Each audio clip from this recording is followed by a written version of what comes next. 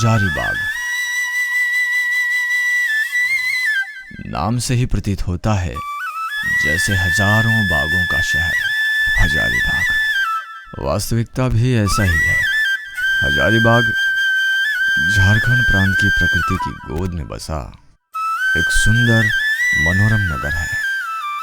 हर तरह से समृद्ध, खनिज संपदा, शिक्षा, राजनीति, समाज सेवा, हर प्रकार से हजारीबाग की भूमि संपन्न है। उत्तरी छोटा नागपुर के मध्य में बसा यह शहर उत्तरी छोटा नागपुर का मुख्यालय भी है। इस नगर के लोगों की रफ्तार किसी महानगर के लोगों से कम नहीं है, परंतु एक समय आया जब दुनिया एक अनदेखी अनसुनी आपदा से जूझ रही थी। भारत भी उस दुर्दांत राक्षस रूपी महामारी कोविड-19 से लड़ने की तैयारी में जुटा था। दैत्य बनकर दुनिया में जब कोरोना था आया, डर और निराशा का बादल चारों ओर था छाया। सूना पड़ा था चौक चौराहा, सूनी पड़ी थी गलियां। बंद कमरों में बालकनी से झांकती थी जिंदगियां। खून के रिश्तों के डोर जब हो रहे थे तार तार। सड़क पर पड़ी पिता की लाश कर रही थी पुकार। कोई नहीं लगता था अपना, सब में छिप कर बैठा था कोरोना। छाई थी भूखमरी चारों ओर, घर पर नहीं था एक भी दाना। ऐसे में आया एक मसीहा बनकर दुनिया का लीडर। नहीं था खौफ किसी बात का, रत्ती भर भी नहीं था डर। समूचा देश भारत के दूरदर्शी प्रधानमंत्री की ओर देख रहा था।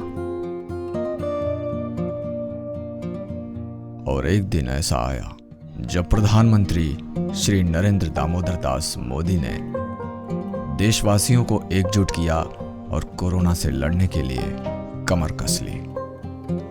एक दिन के जनता कर्फ्यू से भारत ने दिखा दिया कि जब देश पर संकट आता है, जब मानवता पर संकट आता है, तो किस प्रकार से हम सभी भारतीय मिलकर के एकजुट होकर उसका मुकाबला करते हैं। आप सभी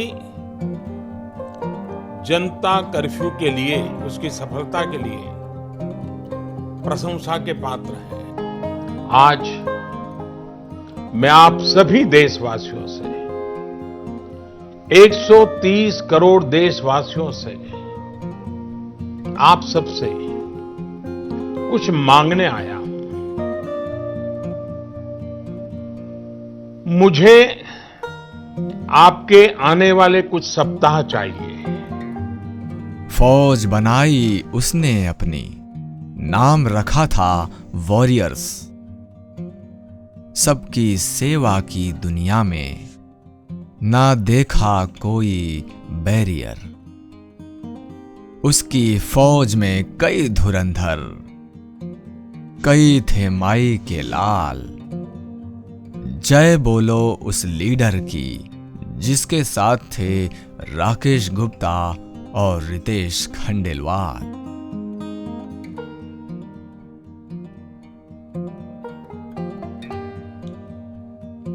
24 जनवरी 2020 वो दिन सबको याद होगा जब प्रधानमंत्री ने ऐलान किया कि अगले 21 दिनों तक सब कुछ बंद रहेगा। कोई मूवमेंट नहीं होगा, कोई घर से बाहर नहीं निकलेगा। उनकी अपील को पूरे देश ने माना। नमस्ते मेरे प्यारे देशवासियों। कोरोना वैश्विक महामारी के खिलाफ भारत की लड़ाई बहुत मजबूती के साथ आगे बढ़ रही है। आप सभी देशवासियों की तपस्या, आपके त्याग की वजह से भारत अब तक कोरोना से होने वाले नुकसान को काफी हद तक टालने में सफल रहा है। देश की खातिर एक अनुशासित सिपाही की तरह अपने कर्तव्य निभा रहे हैं। मैं आप सबको आदरपूर्वक नमन करता हूं। बीते दिनों पूरी दुनिया को कोरोना राक्षस निगलने के लिए तैयार था कि हमने जो और भारत में भी इस फिराक में था आज की स्थिति कि देश की जनता कब कोई गलती करे कि हम निगल लें।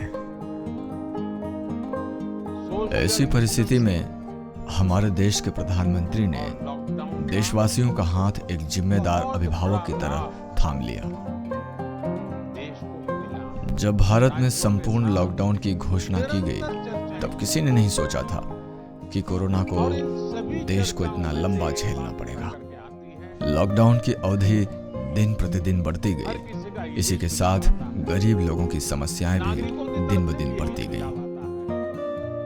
कि लॉकडाउन को बढ़ाया जाए।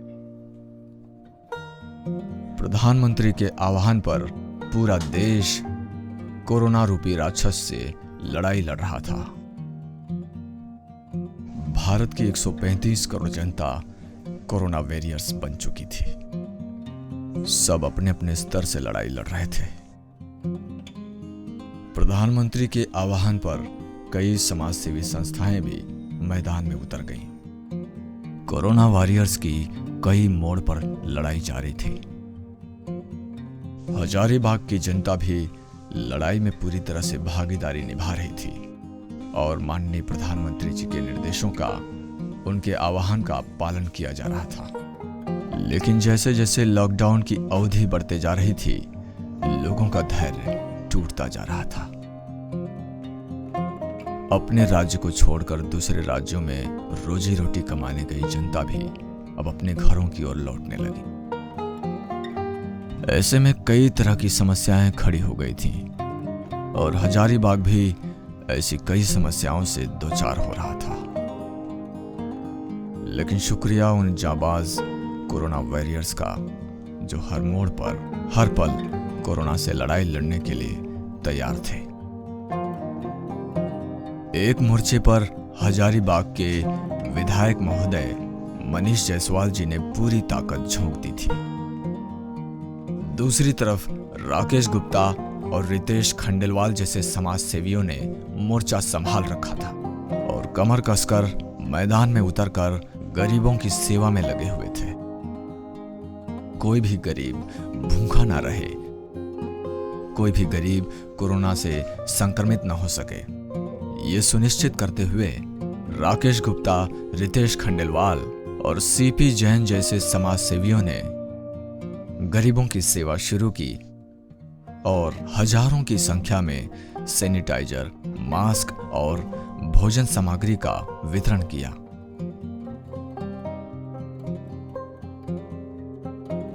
एक व्यवसायी परिवार से संबंध रखने वाले राकेश गुप्ता बहुआयामी व्यक्तित्व के धनी हैं।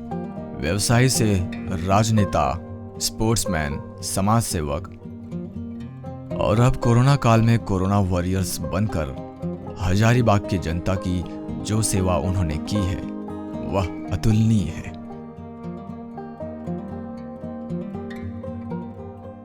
स्वागत है विधायक जी। आज भारत में कोरोना का प्रकोप कम है।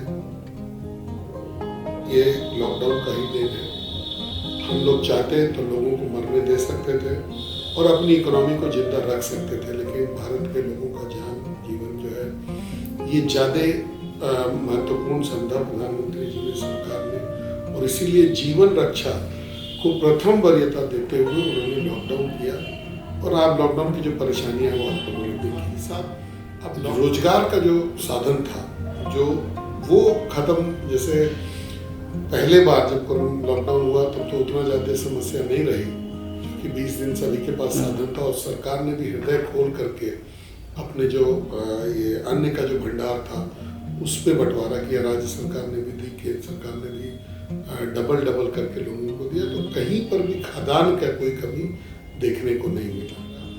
अगर समाज सेवी हर जगह पर नहीं होते, जो पैरेलल व्यवस्था, सरकारी व्यवस्था के अलावा जो पैरेलल व्यवस्था अगर खड़ी नहीं होती तो ये जो है ये कष्ट दोगुना होने वाला था। देखिए राकेश जी एक एस्टैब्लिश्ड पॉलिटिकल वर्कर भी हैं, समाज सेवी भी हैं। हर ओकेजन पर ये समाज के साथ खड़े रहते हैं। इसमें भी इन्होंने वही किया जो इनसे बन पड़ा, राशन के नाम पर हो, खाना के नाम पर हो, मास्क के नाम पर हो, अवेयरनेस के नाम पर हो। रितेश खंडेलवाल जी और भी वो बड़े सारे नाम आपको ले सकता हूँ तो जिन लोगों ने शिद्दत से इस पीरियड में काम किया और इनके काम के बदौलत ही जो है आज़ादी बाग में भूखा कोई नहीं रहा, लाचारी से किसी की डेथ नहीं हुई, लोगों ने खून देने तक का काम बहुत लोगों ने किया।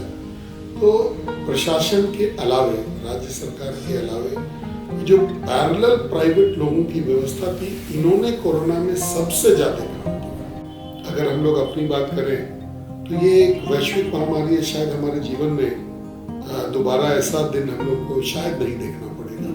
तो हम लोगों ने इसको अपॉर्चुनिटी के रूप में लिया कि सेवा का बहुत बड़ा दिन है। उसमें हम लोगों ने लगभग 50,000 पैकेट्स जो है फूड पैकेट्स, जिसमें कि चावल था, दाल था, साबुन था, नमक था, तरीके की जो एसेंशियल आइटम्स थी, इसको हम लोगों ने बांटा। इसके बाद हम लोगों ने सैनिटाइजर, जब सरकार का निर्देश था कि भाई सैनिटाइजर से इसको हम लोग दूर रख सकते हैं, तो हम लोगों ने सैनिटाइजर दिया, हॉस्पिटल्स को दिया, प्रेस को दिया, गवर्नमेंट के सारे यूनिट्स को दिया हम लोगों ने। तो जहाँ जहाँ भी पॉसिबल जो समाज सेवी थे उनको दिया, बैंक्स को दिया हम लोगों ने, जो एसेंशियल सेवा के जितने लोग थे। लगभग 2 से 2,500 लीटर सैनिटाइजर हम लोगों ने इन क्षेत्र में रहने वाले लोगों को बांटा। ये उस समय था जब सैनिटाइजर बड़ा आम रूप से उपलब्ध नहीं था।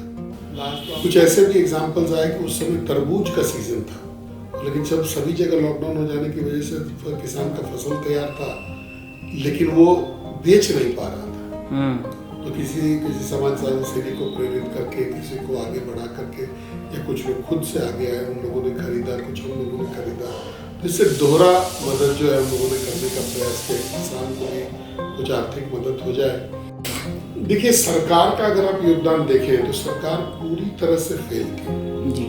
राज्य सरकार की अगर आप बात करें तो जैसे राशन देने का बारी आया, हर निर्णय को सरकार ने लेट से लिया। अगर केंद्र सरकार जागृत नहीं होती तो लोगों का राशन का भी परेशानी होती। केंद्र ने कहा कि वे जिनके पास राशन कार्ड नहीं है वो ऑनलाइन कराएंगे तो भी उनको टेम्पोरली 2-3 महीने के राशन देंगे, फिर विड्रॉ करेंगे। जो व्यवस्था लाने की, ले जाने की हुई, आपने देखा होगा कि झारखंड सरकार ने परमिशन ही बहुत लेट से दिया। ट्रेनें, पीयूष गोयल जी का आपने स्टेटमेंट देखा होगा कि भाई ट्रेनें खड़ी हैं, आप बताएं किसको कहाँ से लाना है, कहाँ छोड़ना है, हम लोग ट्रेन देंगे। राज्य सरकार ने, आपने देखा होगा कि फ्लाइट का किराया किसी ने दिया और राज्य सरकार ने क्रेडिट अपने माथे पे ले लिया कि हमने लोगों को, मजदूरों को बाहर से नमाया ले। हमारा पॉलिटिकल मंडल है, उनमें हम लोगों ने चलंत भोजनालय बना करके शुरू किया था। हम लोग खिचड़ी बना करके उस भोजनालय से, उस गाड़ी के माध्यम से ले जाते थे गाँव में और बांटते थे के द्वारा। ऐसे कितने लोगों ने किया होगा इसका अंदाजा नहीं। हम लोग जब सड़क पर निकलते थे, मैं आपको एक उदाहरण दे सकता हूँ कि यहाँ सिंघानी बोल के एक जगह है, तो जब ये राहगीर जब चल रहे थे तो हमने देखा एक पूरा परिवार ने पूरा किचन वहाँ पर सामने स्टैब्लिश कर लिया था अपने घर के सामने में, और बिल्कुल अपने खर्च पे जो भी लोग आता था उसको वहाँ पूरी भुजिया वो लोग खिलाने का काम करते थे। लेकिन यहाँ सबसे बड़ी बात है कि एक व्यवस्था चेंज, परिवर्तन की बात ही कि जो लोग हमारे बाहर थे वो एक बार अगर घर आ गए पुनः उस दलदल में नहीं जाते तो अच्छा होता। लेकिन आज आप सड़क पर उतर करके देखिए, महाराष्ट्र की, हरियाणा की, पंजाब की, तमिलनाडु की, आंध्र प्रदेश की, गुजरात की बसें आपको अमूमन दिखेंगी जो फिर से लोगों को लेकर के जा रही हैं। तो एक तो क्या है कि रोजगार के साधन जो हम लोगों को उपलब्ध कराने चाहिए थे, जो सरकार ने वादा भी किया था कि हम भाई 5 लाख लोगों को जो है 1 साल में नौकरी देंगे, लेकिन एक भी व्यक्ति को नौकरी इस साल नहीं मिल सकती। जैन साहब की मैं बात कर रहा था, क्योंकि आपने उनके बारे में पूछा है, तो मैं ये बता दूं कि झारखंड, बिहार और बंगाल ये एक ऐसे शख्सियत है हजारीबाग के जो किसी नाम के मोहताज नहीं है। आज ये गौ सेवा, समाज सेवा के अलावा और भी कई ऐसे सेवा है जो वो करते हैं। दूसरी चीज जो खास बात है, उनके घर पर अगर अर्धरात्रि यानी आधी रात को भी अगर कोई दस्तक दे दे तो वो अपने घर में आश्रय देते हैं। हमारे राकेश जी, रितेश खंडेलवाल जी का काफ़ी बड़ा योगदान रहा। इन्होंने गरीबों की काफ़ी सेवा की। कोरोना काल में लोग एक दूसरे से मिलना पसंद नहीं करते थे, ये लोग रिस्क लेके गरीबों का भोजन उपलब्ध कराते थे। और हमारे हजारीबाग गौशाला में भी इनका काफ़ी योगदान रहा। राकेश गुप्ता जी और रितेश खंडेलवाल जी का मैं बहुत ही आभार प्रकट करता हूँ। राकेश जी को व्यक्तिगत में 5 से 6 सालों से जब से जानता, और उसके बाद इन्होंने एक ट्रस्ट भी प्रारंभ किया है अपने पिताजी के नाम से। सबसे पहले इनके पिताजी, स्वर्गीय पिताजी को मैं नमन करता हूँ। इनके ट्रस्ट के माध्यम से हफ्ते में 7 दिन में 4 दिन कार्यक्रम होता है, चाहे वो कोई भी हो, कार्यक्रम छोटा हो बड़ा हो ये मायने नहीं रखता, लेकिन मायने रखता एक भाव है वो सेवा का। तो हम कह सकते कि राकेश जी गुप्ता अभी सेवा के मामले में उभरते हुए युवा है। सड़कों पर मजदूरों के बीच सेवा के लिए उतरे हैं, ये काबिले तारीफ है। चाहे वो कोई भी हो, चाहे राकेश गुप्ता जी हो, युवा समाज सेवी रितेश खंडेलवाल जी हो, जेपी जैन जी हो, सीपी जैन जी हो, लता पांड्या जी हो, जैसे तमाम महिलाएं भी जहां तक हो पाया मजदूरों के बीच या गरीबों के बीच, आमजन के बीच उन्होंने अपनी भरपूर सेवा दी। मुझे एक बार हम झील की ओर घूम रहे थे तो हमको देखे एक बैनर लगा हुआ था। उस बैनर में लिखा हुआ था नमस्ते कीजिए और कोरोना से बचिए। तो हम बड़ा गौर से उस बैनर को देखा, तो उसमें देखे कि राकेश गुप्ता जी का उसमें नाम था, रितेश जी लोग का नाम था। तो मैं काफी पर्सन वर्ग को लगा क्या है, क्यों, मतलब उनका कहना था कि अब हाथ जोड़िए, हाथ मत मिलाइए। और हमको लगता है उनका आभास उस समय हो गया था, और उस समय से अगर सच पूछा जाए तो उन लोग इस में काम करना शुरू कर दिए थे अंदर से। मुझे लगा कि जैसे इन लोग, हमको लगता है कि राकेश गुप्ता जी और रितेश जी, हमको लगता है कि 1 अप्रैल से इसमें जुड़ गए थे पूरा। और जितने भी लोग जिनको भी जो कमी थी खाने पीने का, राशन तक, हमको जहाँ तक पता है इन्होंने घर घर तक पहुँचाया इनके लोगों ने। और सबसे बड़ी बात तो ये है कि इन्होंने किसी को बताया भी नहीं, ये सबसे बड़ी बात है। सबसे बड़ी बात है राकेश जी लोग ज्यादा बताया नहीं। हम लोग जब बाद में पता चला कि जब हम लोग भी जब इसमें अंदर आए, हम लोग भी अपने लेवल से थोड़ा मोड़ा किए, बहुत ज्यादा तो नहीं किए, लेकिन जब बाद में हम लोग को पता चला कि राकेश जी ने जैसे पता लगाते थे किसी के घर में, कहीं पता लगाया कि हाँ भाई उनका घर में खाना हो रहा है कि नहीं पता चलता, तो छिप के मैंने किसी को, जैसे लोअर मिडिल क्लास फैमिली क्या होता है, मांग भी नहीं सकता है, घर में बैठा हुआ है, और उस आदमी को खोज के निकालना बहुत बड़ा क्रेडिट है। इसके लिए तो मैं राकेश जी को और नितेश जी को बहुत बहुत धन्यवाद देना चाहता हूँ। जी ऐसा है कि जब हम छुप छुपा के घर से निकलते थे, ताला बाहर से लगाते थे कि घर वाले को पता न लगे कि वो कहीं घर से बाहर गया है। और हम लोग जैसे हम रितेश को फ़ोन करते थे, रितेश आज चल रहा है हाईवे में, अब प्रवासी लोग आ रहे हैं, खाना बन गया है, तो भैया कितने बजे चल रहा है? देखो खाना पहले तो राशन पहुंचाना है। ये बंदा क्या करता था, अपना स्कूटी में करीब 50 किलो 100 किलो चावल लेकर के स्कूटी से जाता था हाईवे में। एक होटल वहाँ पर था, उस होटल में हम लोग खाना बनवाते थे, खाना बनवा करके उसको पैकिंग करते थे, पैकिंग करके टाकियों को बांटते थे, हमेशा साथ देता था। यूँ माना जाए कि हमारे मोहल्ले में कोरोना का प्रवेश हो चुका था, तभी हम लोगों ने उसको छोड़ा। हमारे मोहल्ले में 24 जुलाई से 2 या 3 दिन पहले कोरोना का प्रवेश हो गया था। कुछ निजी लोगों के आवास में कोरोना हो गया था, उसके बाद पूरे मोहल्ले को लॉक कर दिया गया था, तभी हम लोग रोके। मतलब 1 अप्रैल से 22 जुलाई तक हम लोगों ने लगातार सेवा दिया। राकेश गुप्ता जी के बारे में मैं जो भी कहूँ कम ही होगा। इनका एक्टिविज़म का जो स्टाइल है वो बिल्कुल अलग है। आप कह सकते हैं कि एक वर्सेटाइल हैं कि आप इनसे किसी 15 साल के स्टूडेंट के बारे में पूछें, आप किसी 60 साल के आदमी के बारे में पूछें, आप किसी सीनियर सिटीज़न के बारे में पूछें, हर चीज़ की जानकारी है इनको शहर की, और कनेक्टेड हैं, बहुत कनेक्टेड रहते हैं शहर के लोगों से। जब भी कोई मदद की ज़रूरत पड़ती है अपने लेवल से ये करते रहते हैं। मैं एक घटना के बारे में ज़िक्र करता हूँ जिसमें इन्होंने मुझे अचानक से कॉल किया, मैं दिल्ली रहता हूँ, कि सत्यप्रकाश जी एक मदद चाहिए आपसे और आप कर सकते हैं।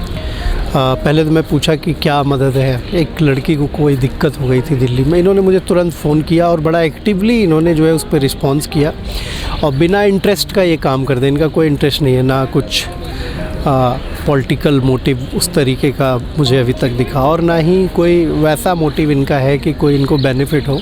चैरिटी करते हैं, बड़े मन से करते हैं, करते रहें, जिससे हज़ारीबाग, झारखंड और देश को फ़ायदा हो और इनको मन लगता है। तो बड़ी अच्छी चीज़ है कि ये चैरिटी को इन्होंने चुना है अपने बिज़नेस के अलावा। इसके लिए मैं इनको बहुत बहुत धन्यवाद देता हूँ।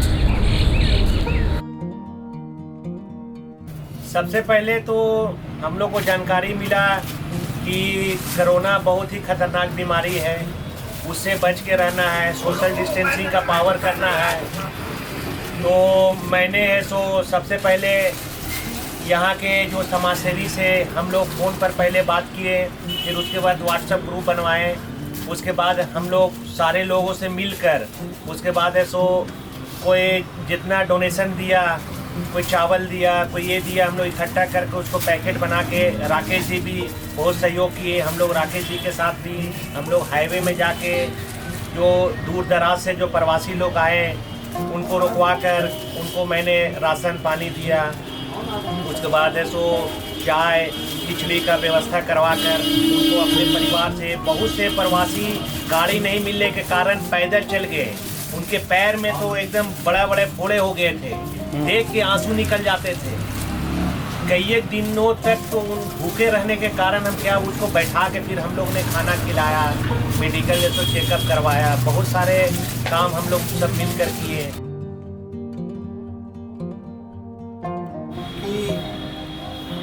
लोगों को विश्वास ही नहीं हुआ कि ये भी कुछ एक हो सकता है जिससे लोग की जान जा सकती है। ये वुहान से आया, चीन से आया, कहाँ से आया, ये और बात है, लेकिन चूंकि ये बिल्कुल एक फ्रेश और नया गेम था तो इसका रूल रेगुलेशन किसी को पता नहीं था। जिस गेम का रूल रेगुलेशन पता हो, हाथी पार हो रहा है तो आग का मशाल लेकर दौड़ाना पड़ता है, पटाखा छोड़ना पड़ता है, ये हम लोग को पता है। उसमें भी लोग मरते हैं। शेर बाघ निकल गया, सांप गुजर निकल काट दिया, क्या करना है हम लोगों को पूर्वजों से पता है। लेकिन ये एक ऐसा नया गेम जिसके बारे में कुछ पता नहीं और ये दिखता भी नहीं, तो बचे तो आदमी बचे कैसे? उसके नियम जब बताए गए लोगों को तो सारे लोगों ने यही सोचा कि पता नहीं ये फालतू बक रहा है, मुंह ढक के चलने के लिए कह रहा है। ये कहता है हाथ मत मिलाओ, नमस्कार करो। ये एयर में जो हवा में जो हमारे थूक का छोटे छोटे कण जो फैल रहे हैं या जो बात करते समय छूटते हैं, उनसे ये रोग फैल जा रहा है। अजीब अजीब तमाशे हुए। जब तक आपके सामने इस रोग से कोई मरा नहीं तब तक अगला इसको मानने के लिए तैयार नहीं था। यार मेरे, टीबी आज भी होता है, आदमी को मर जाता है। मलेरिया से, मैलिग्नेंट मलेरिया बोलता दिमाग में बुखारवा चढ़ गलो, उसका भी तो सुई बना हुआ है चाचा, तो फिर उससे कैसे मरते हैं लोग? नेचर बैलेंस करता है, नेचर बैलेंस करता है जब हम लोग बहुत ज्यादा आतताई फैला देते हैं हजारीबाग के भाषा में। और वो आतताई फैलाना मतलब हम लोग बदमाश है, वैसा बात नहीं है। हम लोग हर जगह मजबूर हैं। हम लोग 1962 में 40 करोड़ थे। चाइना वॉर के समय रफी साहब ने एक गीत गाया था, 40 करोड़ों को हिमालय ने पुकारा। दिन जोड़ लीजिए हम लोग कहाँ हैं। तो खैर हम लोग तरक्की पसंद आदमी है, यहाँ तक पहुंचे। तो नेचर जो है ना उस चीज को नहीं लेता, बर्दाश्त नहीं करता। बहुत सारे लोगों ने इस लोगों की मदद कोरोना के समय की। हमारे बीच के राकेश गुप्ता जी ने भी इस काम के लिए अपने आप का इस्तेमाल किया। हालांकि मैं तो बराबर कहता था सावधानी से काम करो, सावधानी से काम करो लेकिन सावधानी से। सबसे बड़ी बात है कि एक दूरदृष्टि। मार्च में लॉकडाउन शुरू हो गया था। कितने मार्च से हुआ था? 22 मार्च को फुल लॉकडाउन, जनता कर्फ्यू हुआ था 24 से। हाँ, लेकिन जहाँ तक मुझे पता है कि राकेश गुप्ता जी ने उससे काफी पहले, कितना तारीख था?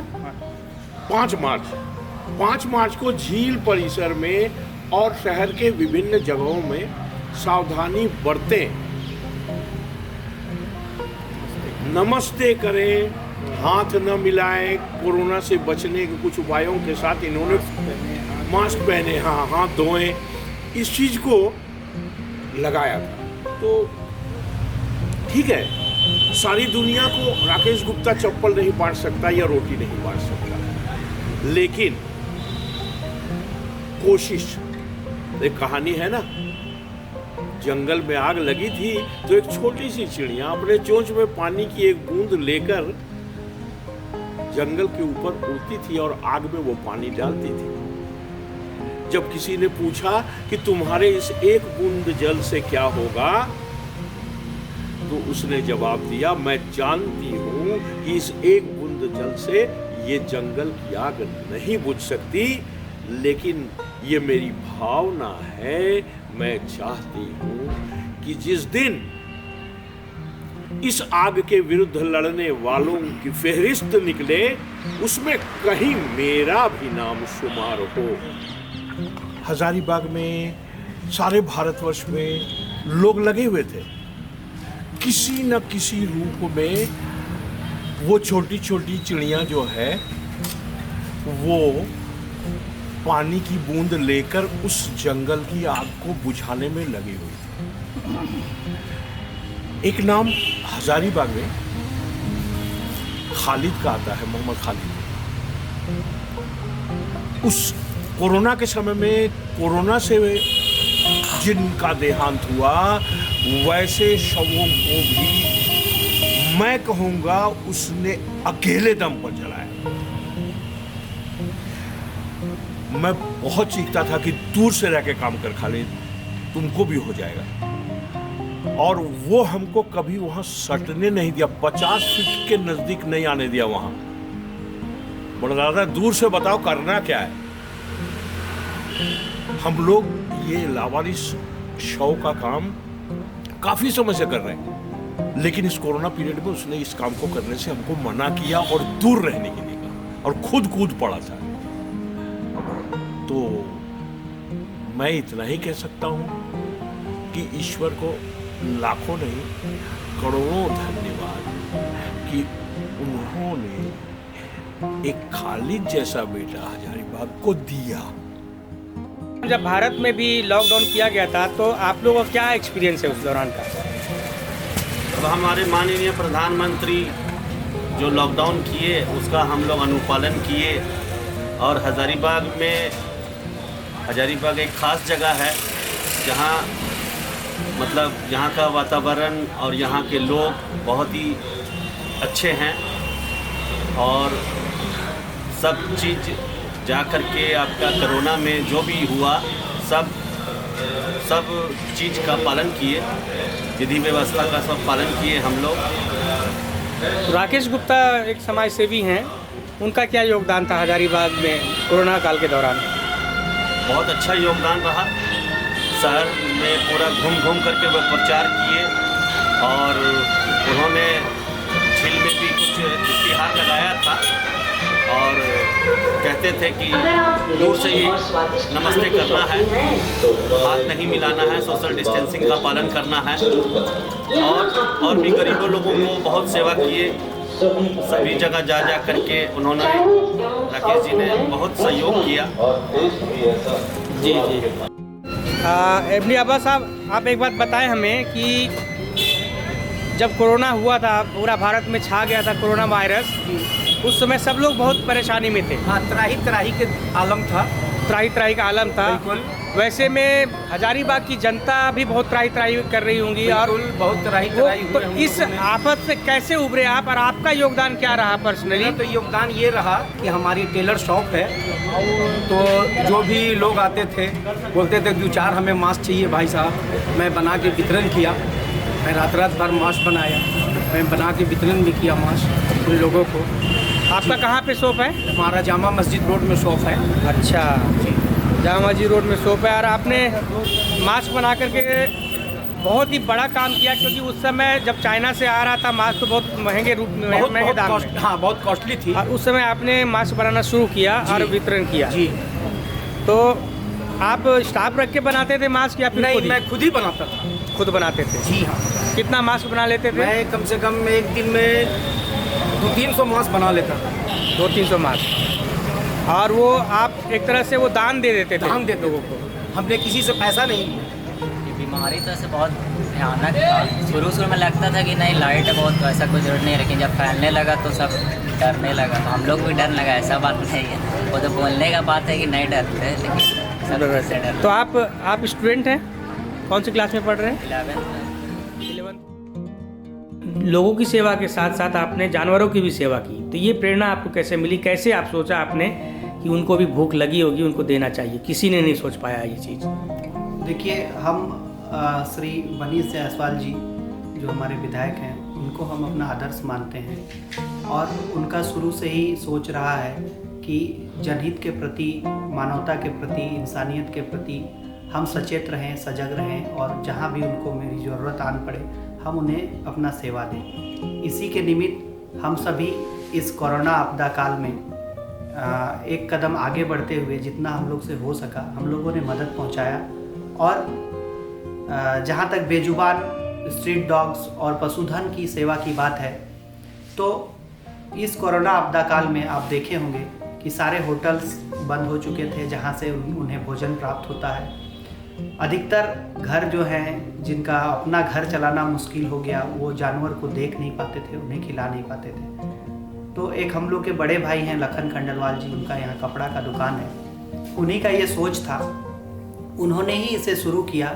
जिसके बाद हम 5-6 मित्रों ने मिल करके प्रतिदिन शाम को हम लोग निकलते थे एक ओमनी वैन से और खुद से उनके लिए चारा और बिस्किट्स ले करके चारा हम लोग खुद से सानते थे, बनाते थे। जीवन का यह एक अद्भुत अनुभव भी रहा कि पशु सेवा में हम लोग अपने घर में भी जानवर और पशु रखे हैं, लेकिन आज तक कभी सेवा करने का मौका, अवसर नहीं प्राप्त हुआ था। देखिए, शहर में विचरण करने वाले जितने भी पशु हम लोग को मिलते थे लॉकडाउन काल में, उन सारे जो पशु हैं, जो स्ट्रीट डॉग्स हैं, उन सभी को हम लोग भोजन देते थे और इस क्रम में हम लोग पूरे शहर का एक चक्कर रोज लगाते थे। यह प्रक्रिया करीब 60-65 दिनों तक हम लोग निरंतर चलाए और इससे हम लोग को पता भी चल गया था कि कहाँ कहाँ पशुधन इकट्ठा होते हैं, जमावड़ा उनका रहता है। तो हम लोग के आहट से उन्हें भी यह एहसास हो गया था कि कोई भोजन देने आ रहा है, तो वो एकजुट होकर के पहले से तैनात रहते। भोजन में क्या देते थे उनको खाने के लिए? भोजन में हम लोग पशुधन को चोकर चारा, कुट्टी और कभी कभी हम लोग अपने से खिचड़ी बनवा करके उनको देते थे। इसके अलावा जो स्ट्रीट डॉग्स हैं उनको हम लोग बिस्किट खिलाते थे। प्रतिदिन 2 कार्टून बिस्किट हजारीबाग के विभिन्न इलाके में हम लोग घूम करके बांटते थे। और 22 मार्च को तो जो जनता कर्फ्यू था ही, लेकिन 22 मार्च से पहले हम लोगों ने एक अवेयरनेस पोस्टर के माध्यम से पूरे शहर को बताने का काम किया कि कोरोना वायरस नमस्ते करें और कोरोना वायरस से बचें। इस तरह का प्रचार हमने 2 मार्च से शुरू कर दिया था। लोग को जानकारी दे रहे थे कि आप लोग अवेयर हो जाइए, हाथ धोइए, सैनिटाइज कीजिए अपने आप को।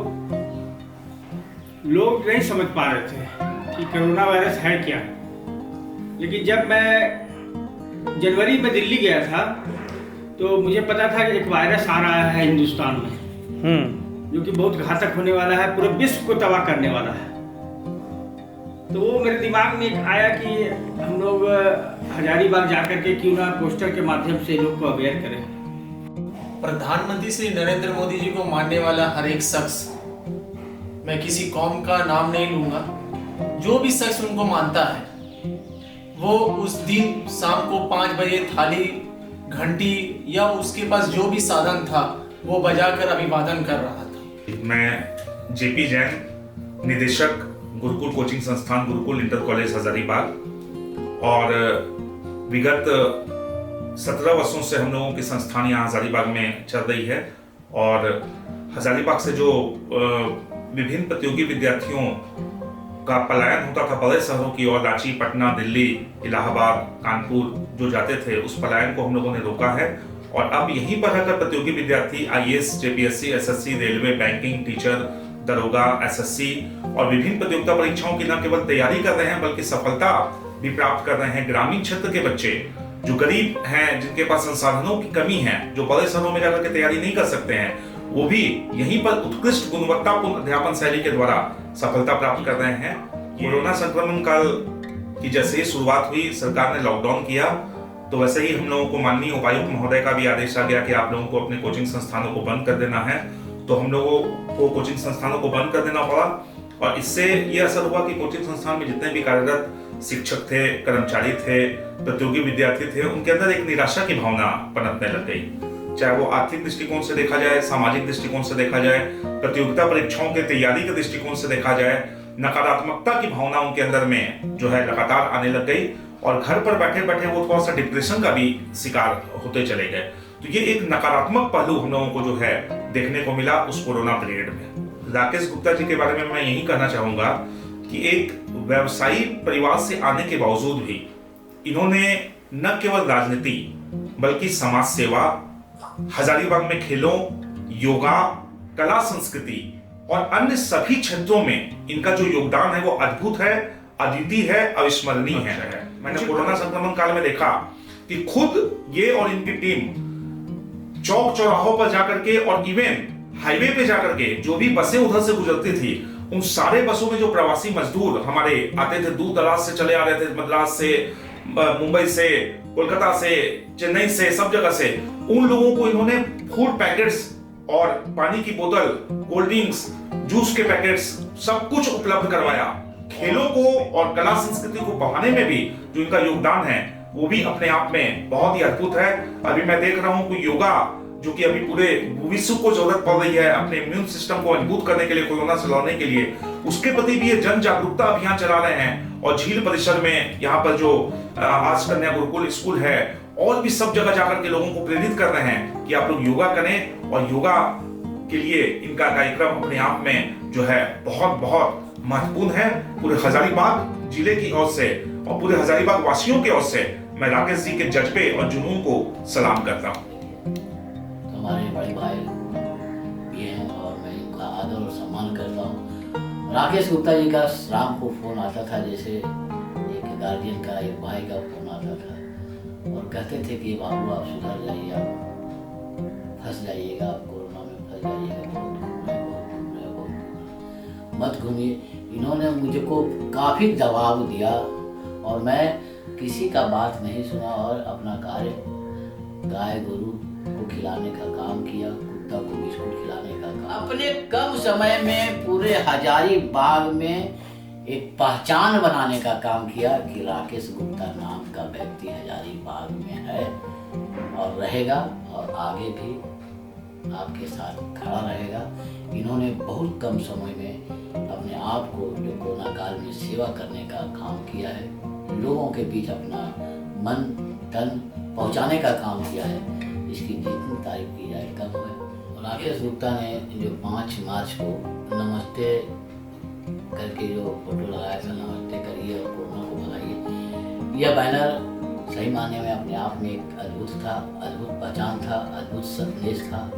और ये बैनर शुरुआत में ही बताने का काम किया राकेश गुप्ता के द्वारा कि कोरोना से बचिए, नमस्ते करिए। ये कि जो ये आपका पार्क है, शहीद निर्मल महतो पार्क हजारीबाग, तो ये तो बंद हो गया होगा, लॉकडाउन के साथ ही बंद कर दिया होगा आप लोगों ने? हम लोग को आदेश मिली, हम लोग बंद कर दिया। तो फिर यहाँ की पब्लिक का क्या मतलब था, उसमें उनका रिएक्शन क्या था? लोग यहाँ पे आते थे? पहले तो जो लॉकडाउन लगा तो उसका पालन बहुत कठोरता नजर नहीं आया, लेकिन अगस्त के बाद अब इधर सितंबर से ज़्यादा इधर एक 1-1.5 महीना से बाहर से पब्लिक आकर लौट कर जाते हैं। हम लोग अंदर कार्य करते रहते हैं, गेट से दिखता है, बहुत पब्लिक लौट कर जाते हैं। अब मतलब लोग खोलने की मांग कर रहे हैं इसको? हाँ, खोलने की मांग कर रहे हैं। अच्छा, आप ये बताइए कि आप हजारीबाग में ही रहते हैं ना? जी। तो यहाँ हजारीबाग में समाज सेवियों का क्या योगदान रहा? खास करके अभी हमारे विधायक जी जो है मनीष जायसवाल जी, उन्होंने, चूँकि वो सरकारी मुलाजिम है, सरकार से संवैधानिक पद पे, तो उनको तो सेवा करनी थी, पब्लिक की सेवा।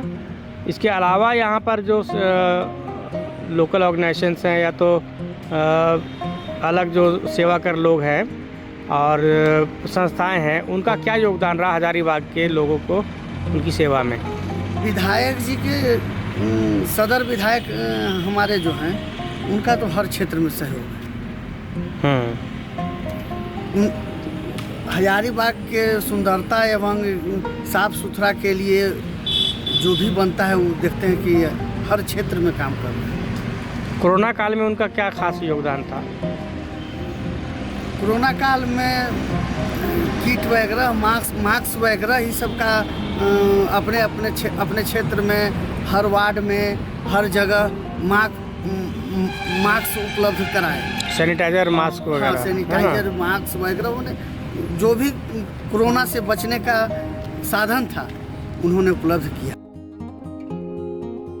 मोदी जी द्वारा किए गए प्रयासों से संतुष्ट हैं आप? जी हाँ, पूरा संतुष्ट। बहुत हर काम तो सही किए। हर काम सही किए। मोदी जी ने जो लॉकडाउन लगाया था तो उसके बहुत लोगों ने आलोचना भी की कि नहीं समय पे नहीं लगा। अच्छा किया वो बहुत अच्छा किया। हजारीबाग में लॉकडाउन का बहुत गहरा प्रभाव पड़ा था, जैसे कि बहुत से लोग बाहर से आके यहाँ बसे हुए थे। जैसे कि आप कंसार जानते होंगे, कंसार के पीछे विरोध दौड़ा पड़ता है, वहाँ पे बहुत से लोग केरल से आए थे जो आके फंस चुके थे। अच्छा। जिनके कारण खाने पीने में बहुत ही दिक्कत होता था।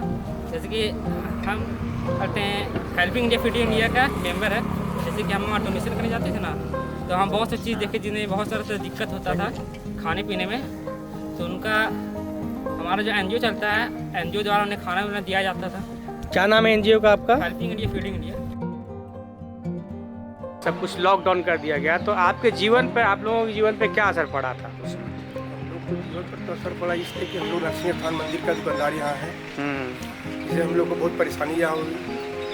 हम लोग को सारा दुकान बंद हो गया और दूसरे में यहाँ तो आदमी लोग लॉकडाउन में पूरा अपना अपना घर पे हो गया। बोले प्रेमचंद्र सिंह भगवान की जय।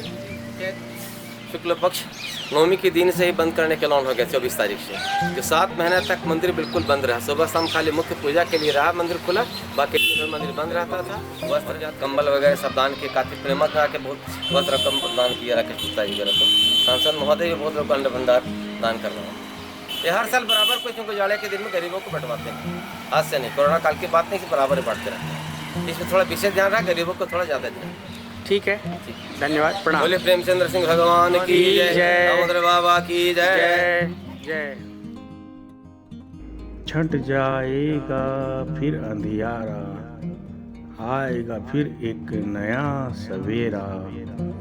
पतवार है जब उसके हाथों में, तो वही लगाएगा किनारा, तो वही लगाएगा किनारा, तो वही लगाएगा किनारा।